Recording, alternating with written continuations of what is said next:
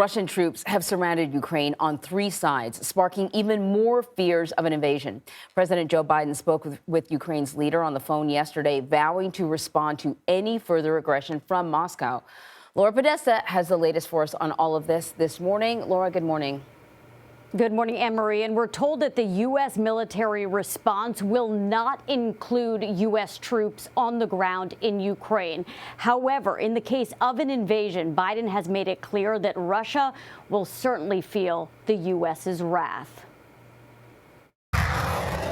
Russian troops along Ukraine's border continue to move into tactical positions. While they haven't attacked, the U.S. is ready if that happens. White House National Security Advisor Jake Sullivan spoke on Face the Nation, warning Russia could invade at any time. Look, I'm not going to predict what Vladimir Putin's going to do. All I can do is make sure that we're prepared. He says among the concerns now, that Russia will claim Ukraine is the aggressor. We also are watching very carefully for the possibility that there is a pretext or a false flag operation to kick off the Russian action, in which Russian intelligence services conduct some kind of attack on Russian proxy forces in eastern Ukraine or on Russian citizens and then blame it on the Ukrainians. Sullivan said if Russia does invade, the U.S. does not plan to send in troops.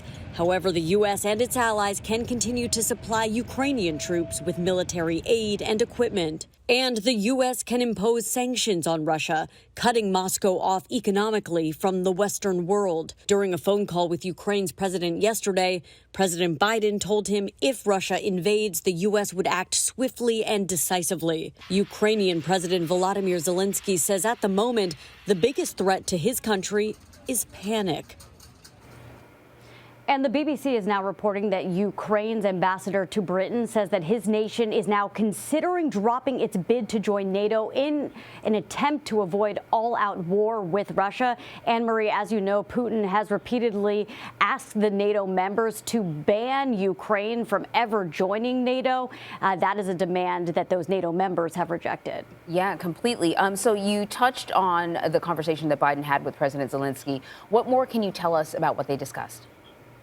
So it was a short statement, Anne-Marie, that was put out by the White House yesterday, but it was a phone call in which Biden said that the U.S. will remain committed to diplomatic talks and that the U.S. is committed to upholding Ukraine's territorial sovereignty. The biggest message from the White House statement that we're hearing out of this phone call is that the U.S. will act swiftly and decisively if and when Russia invades Ukraine. And President Biden also spoke with Russian leader Vladimir Putin over the weekend. Any word on how that conversation went? So this was a one-hour phone call on Saturday, and similar wording was used that he warned Putin of swift and decisive measures if he attacks Ukraine by land or by air or however. It was described as a substantive talk, but it failed to produce any real breakthrough, Anne-Marie. All right, Laura, thank you very much. Thanks.